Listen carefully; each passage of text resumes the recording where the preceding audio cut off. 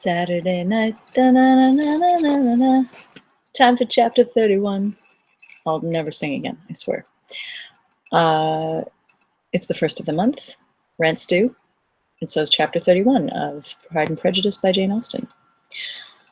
Colonel Fitzwilliam's manners were very much admired at the parsonage, and the ladies all felt that he must add considerably to the pleasure of their engagements at Rosings.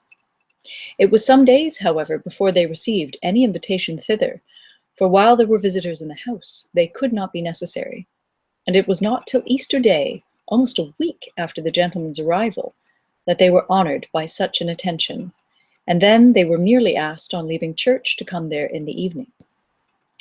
For the last week they had seen very little of either Lady Catherine or her daughter.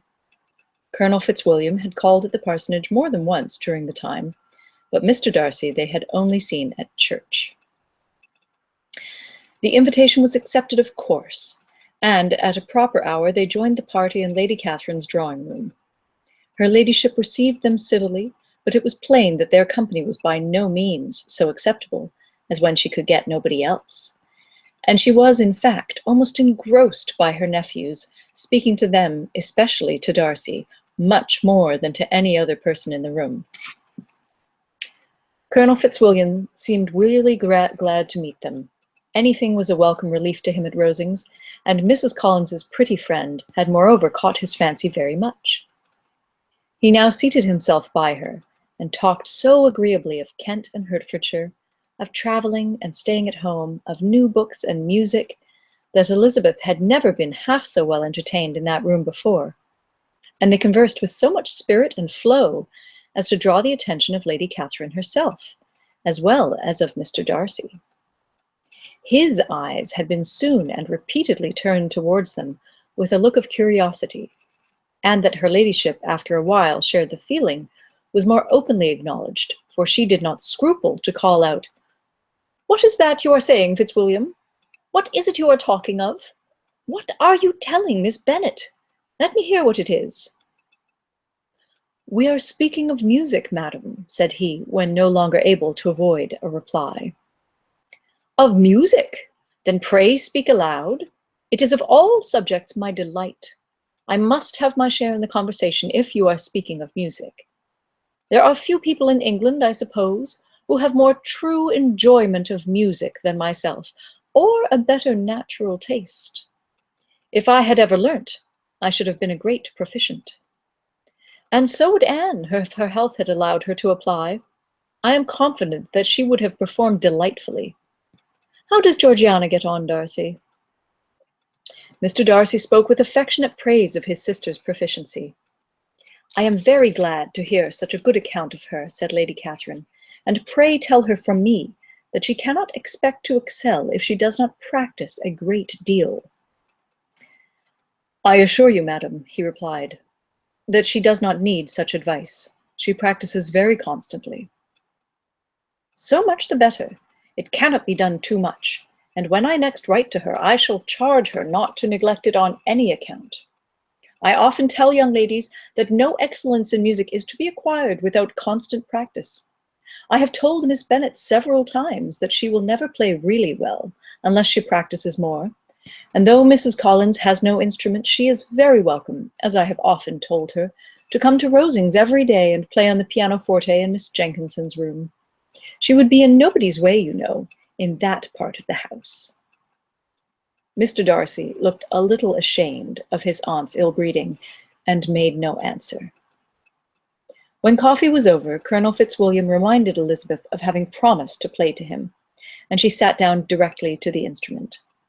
He drew a chair near her. Lady Catherine listened to half a song, and then talked, as before, to her other nephew, till the latter walked away from her, and moving with his usual deliberation towards the pianoforte, stationed himself so as to command a full view of the fair performer's countenance. Elizabeth saw what he was doing, and at the first convenient pause turned to him with an arch smile and said, "You mean to frighten me, Mr. Darcy, by coming in all this state to hear me? But I will not be alarmed, though your sister does play so well. There is a stubbornness about me that never can bear to be frightened at the will of others. My courage always rises with every attempt to intimidate me." "I shall not say that you are mistaken," he replied, "because you could not really believe me to entertain any design of alarming you, and I have had the pleasure of your acquaintance long enough to know that you find great enjoyment in occasionally professing opinions, which in fact are not your own." Elizabeth laughed heartily at this picture of herself, and said to Colonel Fitzwilliam, "Your cousin will give you a very pretty notion of me, and teach you not to believe a word I say. I am particularly unlucky in meeting with a person so well able to expose my real character, in a part of the world where I had hoped to pass myself off with some degree of credit. Indeed, Mr. Darcy, it is very ungenerous in you to mention all that you knew to my disadvantage in Hertfordshire, and, give me leave to say, very impolitic too, for it is provoking me to retaliate, and such things may come out as will shock your relations to hear." "I am not afraid of you," said he, smilingly. "Pray let me hear what you have to accuse him of," cried Colonel Fitzwilliam. "I should like to know how he behaves among strangers." "You shall hear then, but prepare yourself for something very dreadful. The first time of my ever seeing him in Hertfordshire, you must know, was at a ball. And at this ball, what do you think he did? He danced only 4 dances. I am sorry to pain you, but so it was. He danced only 4 dances, though gentlemen were scarce, and to my certain knowledge more than one young lady was sitting down in want of a partner. Mr. Darcy, you cannot deny the fact." "I had not, at that time, the honor of knowing any lady in the assembly, beyond my own party." "True, and nobody can ever be introduced in a ballroom. Well, Colonel Fitzwilliam, what do I play next? My fingers wait your orders." "Perhaps," said Darcy, "I should have judged better, had I sought an introduction, but I am ill qualified to recommend myself to strangers." "Shall we ask your cousin the reason of this?" said Elizabeth, still addressing Colonel Fitzwilliam. "Shall we ask him why a man of sense and education, and who has lived in the world, is ill qualified to recommend himself to strangers?" "I can answer your question," said Fitzwilliam, "without applying to him. It is because he will not give himself the trouble."